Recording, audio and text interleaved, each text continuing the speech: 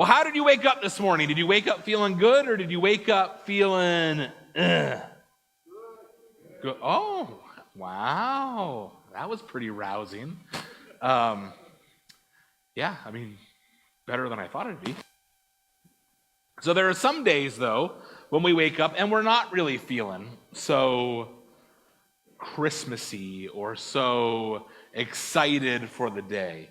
Like, there are times when we enter into the day and it just feels like something's missing.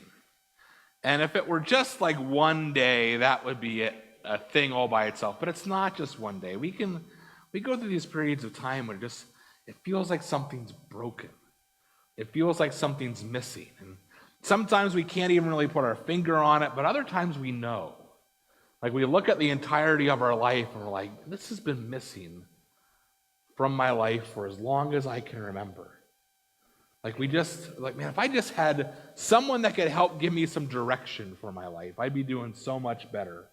Or I just wish my family was more supportive of me and more present. Or I just wish someone would give me some help finally. And so we notice that we're missing these things and we're feeling this way, so we just go looking and chasing and chasing and chasing to find something that will provide that, or at least will give us the feelings that we're searching for. So that's especially true at Christmas. I want to say every Christmas, but when we get to a certain point in our lives, we look back and we're like, it doesn't feel like it used to feel. Like, we have this picture of Christmas and how it's supposed to feel and what it's supposed to look like, and it just doesn't feel that way anymore. So we spend this time trying to recreate those feelings and trying to generate the old traditions or the old decorations so that maybe some nostalgia will bring that feeling back. So when we pull out our Christmas ornaments every year, I always find this little Ninja Turtle. Some of you who are on the platform were very excited about what this was. So it's a little Ninja Turtle that my parents got for me at Santa's workshop in the CAC once upon a time. So there's some letters we haven't heard in a while in Titusville, right? And to the best of our knowledge, Karen Skinner did the calligraphy on it. And it says, Cowabunga, Matthew, 1990. And every time I pull out little Ninja Turtle with Karen Skinner's handwriting on it, like, the memories of what feels like 100 Christmases come back, right? Like pulling this out with my parents and hanging on the tree, and the string broke off it some years ago and Katie had to put a new thing on it, but still it conjures up all those feelings. I'm reminded of those Christmases past, and I get this little taste of what Christmas used to feel like. And this is actually a whole trend. Like, have you guys heard about this trend of trying to have a 90s Christmas? I know, some of you are like, the 90s? There are much better decades than the 90s.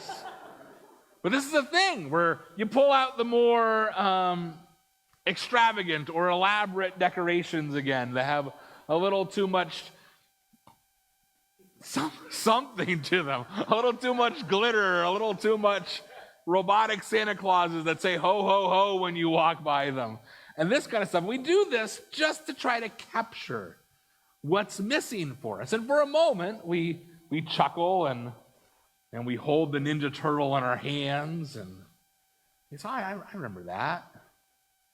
But then everything still feels the same. We put it on the tree, or we hang it on the mantle, or we put it on the shelf.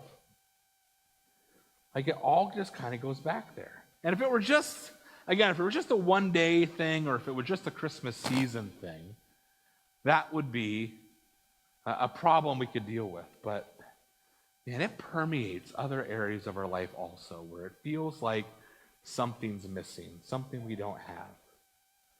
Eventually, the feelings of all that nostalgia and all the places we go to try to generate those feelings again, it fades. Things just aren't right. We need something more. It feels like something's missing, and it feels like it can't be found in a box in the back of the basement with some old ornaments or some old pictures for us to look like. So where can it be found? So if you've got your Bibles, go ahead and grab them, and we're going to be in Isaiah 9 again. So if you've been around for a little bit, we've been in Isaiah for much of the fall, and then during Advent, we've just been kind of honing in on chapter 9, because it's a very important chapter when we talk about Jesus and Jesus' birth. And actually this morning, we are going to be honed in on the most important verse in the chapter, and that's verse 6. So if you don't have a Bible, it's on the screen, but I still turn to it in your Bible, because we're going to be looking at chapter 2. So Isaiah 9, verse 6. For to us a child is born, to us a son is given, and the government will be on his shoulders. And he will be called Wonderful Counselor, Mighty God, Everlasting Father, Prince of Peace. So we know who this verse is talking about. Like, we just sang a whole song about Jesus and who this verse is talking about. But let's just take a moment and try to put ourselves in the shoes of the people who would have heard Isaiah pronouncing these words for a moment. So this is about a coming king. This whole chapter is about a king, and it's a king who's going to be just what they need. Like, think about where we've been so far in Isaiah. So the people of God recognize, or at least they've been being told, that things aren't right. They've got an enemy in Assyria who's causing major problems for them. They've got the prophet of God in Isaiah saying, y'all messed up, and you messed up big time. And if you don't fix it, bad things are going to happen. They had incorporated other types of worship, not the worship of God. Like, things are a mess. And it's no wonder that things wouldn't feel right to them. But here comes the prophet that says, but to you, a child is going to be born. And to you, a son is going to be given. And he is going to be just what you need. So what do? They start looking, right? Like, okay, when is the child going to be born? When is the child going to be coming? So a lot of scholars think that probably Isaiah's first hearers, that they would have looked to Hezekiah first. So Hezekiah was a king in Judah, and if you remember back to chapter 1, verse 1, that Hezekiah is one of the kings that's listed that Isaiah was doing his prophetic. Ooh, I'm causing trouble, aren't I? I got a bad cord. I'll go to the handheld.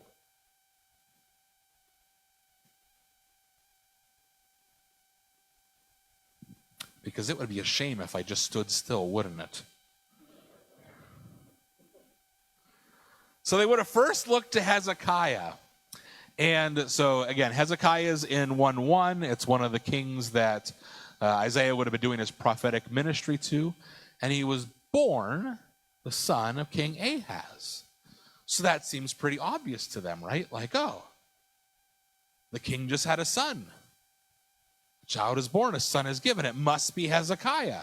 So they look to Hezekiah to be Wonderful Counselor, Mighty God, Everlasting Father, Prince of Peace. It sounds absurd to us today, but they hoped that Hezekiah was going to be the one. And you know what? Hezekiah was pretty good. He was pretty decent. There's a lot of bad kings in the history of Israel and Judah, but Hezekiah wasn't one of them. He brought Judah back to focusing on the worship of God. He made shrewd decisions that helped Assyria from destroying Jerusalem in the siege. Like, he protected them. He made some pretty solid choices as a king. The Wonderful Counselor, Mighty God, Everlasting Father, Prince of Peace. Like, even a pretty good king is just a shadow of those words. And so they would keep looking. They'd keep looking for this kind of king to come. And actually, it's thought that in many coronations that would have happened over the years, they would have read this passage at those coronations, just hoping that this was going to be the king, this was going to be the coronation that would turn the fates and turn everything. But none of them could live up to it. Not until Jesus. This is what we already know. Jesus is the wonderful counselor. Jesus is the mighty God. Jesus is the everlasting Father. And Jesus is the Prince of Peace. And what I want to tell you this morning is Jesus is what you're missing. So let's take a look at those four names that appear in this verse. And Rebecca, you really can just leave that on the screen the whole time so people can see it. So wonderful counselor. So aside from health issues, what do you think we ask for prayer for the most? Direction. We ask for some kind of direction, some kind of input from God. God, what am I supposed to do? Where do you want me to go? What do you want me to say? What should I do? We search for direction and we ask for prayer for it. And we're so desperate for it that really we will listen to anyone who's got some experience in the world to try to help us figure it out. Anyone who seems to know, like, I've been there, done that, so I know. So before Katie and I got married, if you've ever been married, everyone will want to give you advice in the months before your wedding. They'll want to give you advice on how your wedding should go. They will want to give you advice on how your marriage should go. So there's one time that this guy was giving me some marital advice. And he said, well, now listen, I know there's a lot of people that you could get marriage advice from, but it's important to note, he had been divorced several times. And so he says, I know there's a lot of people you can get some marriage advice from, but do you want advice from some kid who's wet behind the ears? Or do you want some advice from an old war horse who survived a few battles?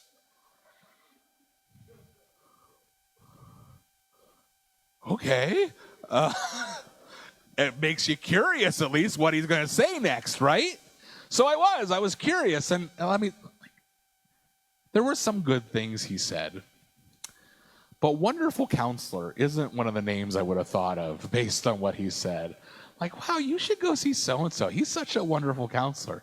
Like, he definitely had some worldly wisdom about how not to go the ways he went. But it wasn't wonderful counsel. See, this isn't about wonderful counselor. It's about someone who understands the ways of the world and can lead us through the world. This is about supernatural wisdom.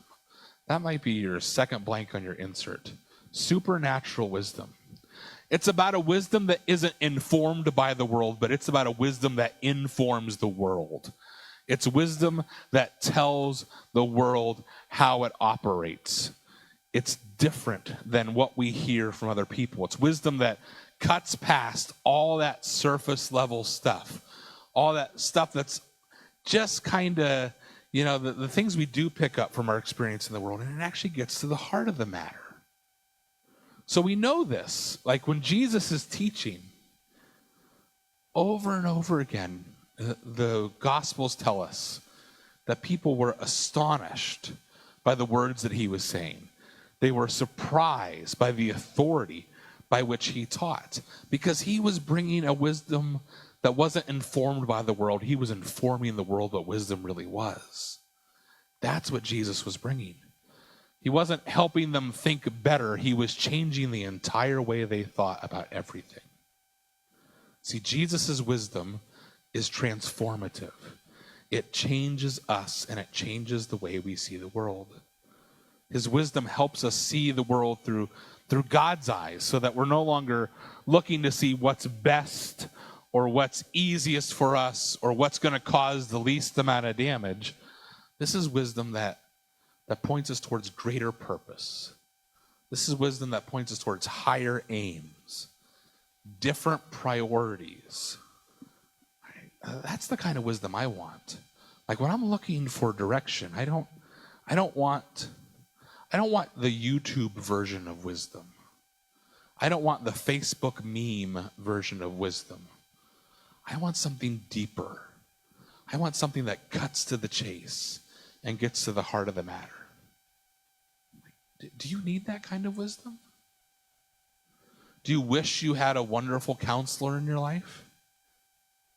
You have one. His name is Jesus. Mighty God.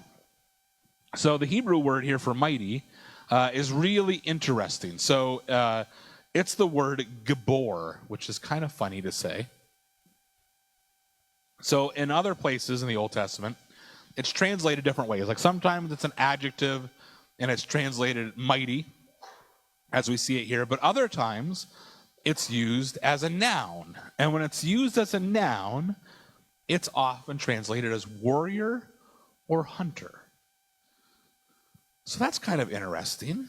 Like the title Mighty God that Isaiah uses here, like he seems to be intentionally trying to conjure up this image of a warrior God.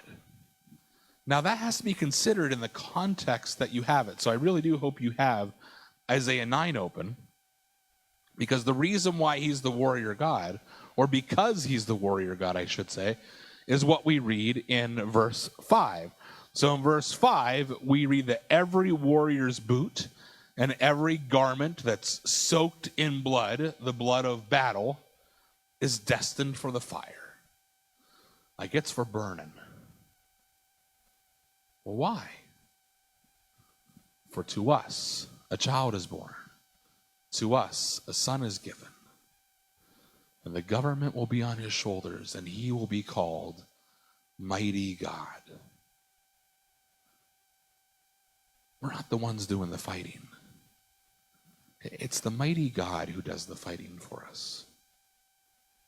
Our fighting boots, they're tossed in the fire because the King fights for us.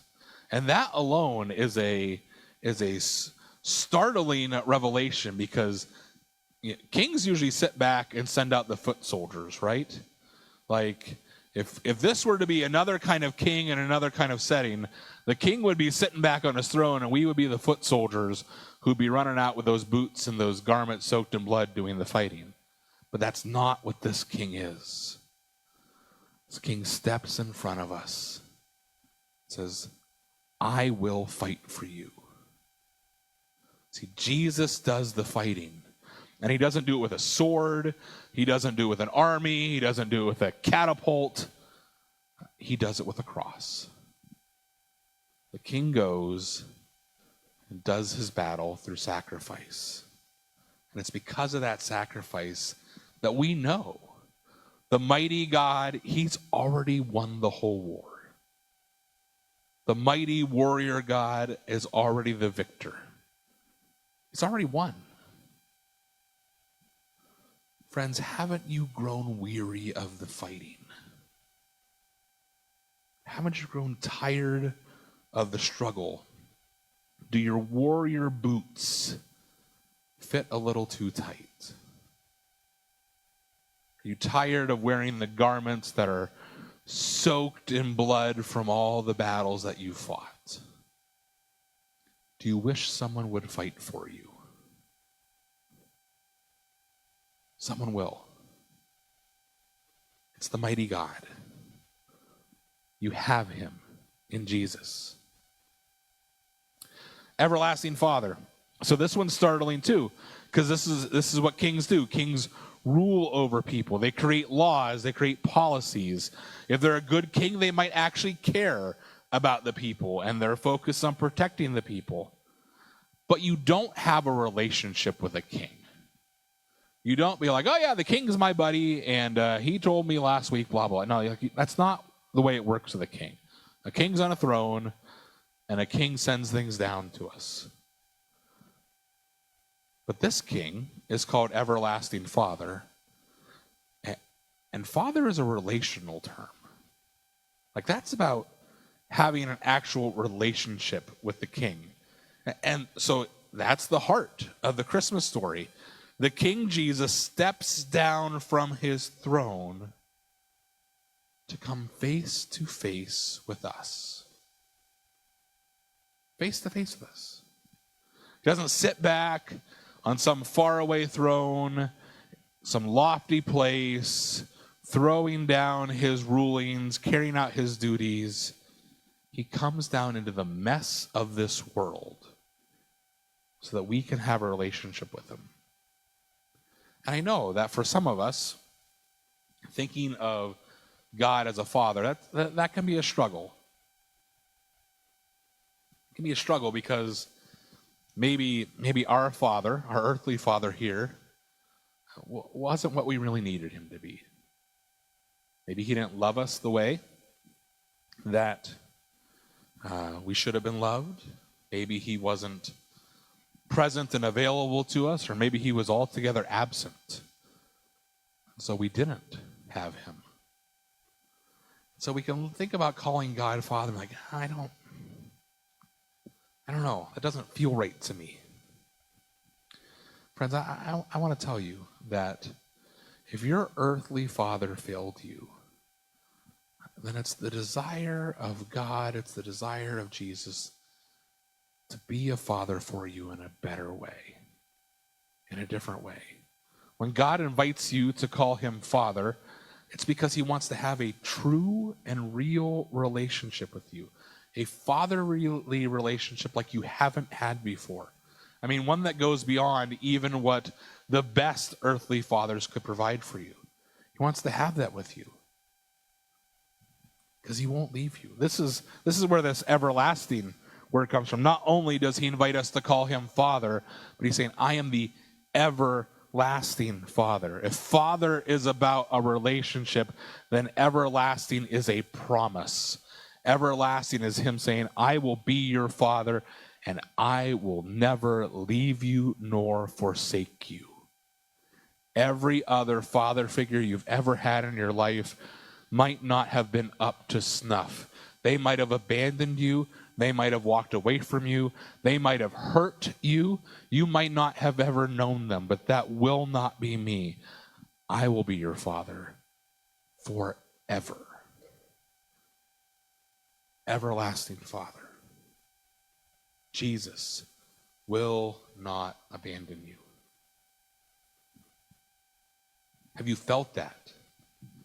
Have you felt like there were parts of your family that weren't there for you when you needed them to? Was your father absent from your life? Or maybe you reached a certain age and your father passed and you feel the emptiness of not having your father there anymore. You have an everlasting Father in Jesus. He's here. Prince of Peace. So sometimes when we talk about peace, what we actually mean is not peace. What we actually mean is not chaos. Like we say, well, things are so peaceful. And what we actually mean is that people aren't fighting, the kids aren't screaming, everyone's behaving, I don't have a problem with anyone, I've got the day off work. Like that's what we mean when we say peace. But the Prince of Peace is about more than just the lack of chaos. So some of you know that the Hebrew word throughout the Old Testament for peace is this word shalom. And shalom is about so much more than the absence of chaos. Shalom is wholeness. It's wholeness. It's complete.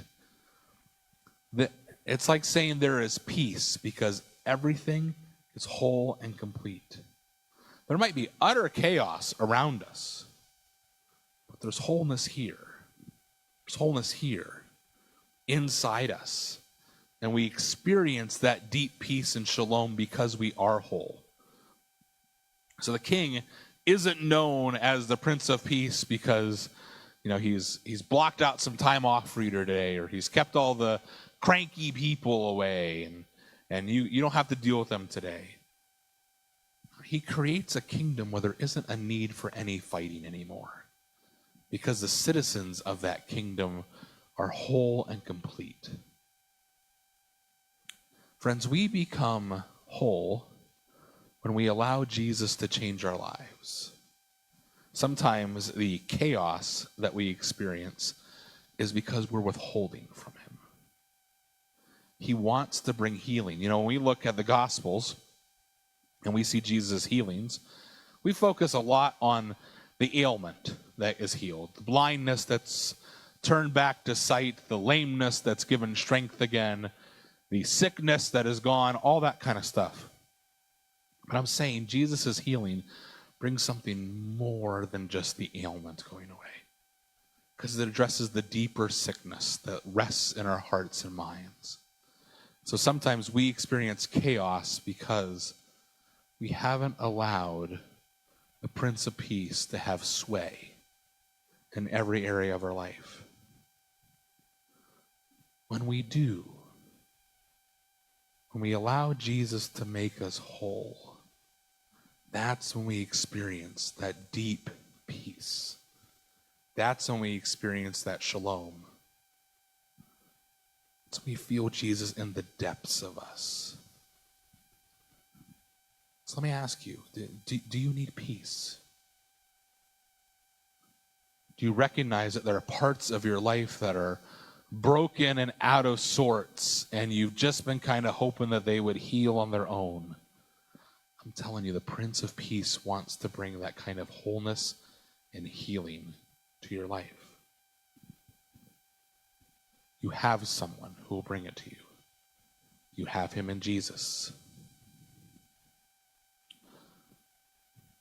So let me ask you, friends, have you been struggling with something? Maybe just this year, you've been struggling with a lack. You've needed something that isn't there. And you've been searching and searching and searching, and you just can't find it. Like maybe there's a relationship that you were hoping would bring some wholeness to your life, and it hasn't. Maybe you spent a lot of time looking for a father figure, but everyone you find keeps coming up short. Maybe you've been taking people's advice because you've desperately needed direction, and somehow you're further behind than you were before. Maybe you've been hoping that your family would be more supportive of you, and it feels like they just keep pushing you further down. Maybe life has been utter chaos for far too long, and you just desperately need some peace. Or maybe you're just tired, and you've been desperately hoping that someone would step in and fight the battles for you. I know you've looked a lot of places. I know you've looked to a lot of people. I know you've looked to a lot of different places for help. But the answer has been here all along, and it's Jesus. Friends, these words that were given thousands and thousands of years ago to the prophet Isaiah, they're written to God's people of that day. They're written to Judah, to the Israelites. But the echoes speak to you today, because I want to tell you today, to you, a child has been born. To you, a son is given. And he will be your wonderful counselor. He will give you direction when no one else can. He will be your mighty God. He will be the one who fights for you. He'll be your everlasting Father. When everyone close to you abandons you, he won't. He'll be your Prince of Peace. When everything feels like chaos, he'll bring wholeness to your life. I know you've been looking for what you need. And I'm telling you, Jesus is everything you need. And some of you, I know, you've known that for a long time. You've known you accepted Jesus years ago, and you know Jesus is everything you need, but you've come to just kind of know it up here. I want you to know it here again in your heart. I want you to know it with every fiber of your being that he is everything you need. Others of you might be here this morning, and maybe you've never stepped foot in the realm of Jesus, you've never thought that much about who he could be for you. You've been coming to church, you've been checking out church. But maybe today's the day you begin a relationship with the wonderful Counselor, the mighty God, the everlasting Father, the Prince of Peace, and you invite him to transform your life. That can happen today.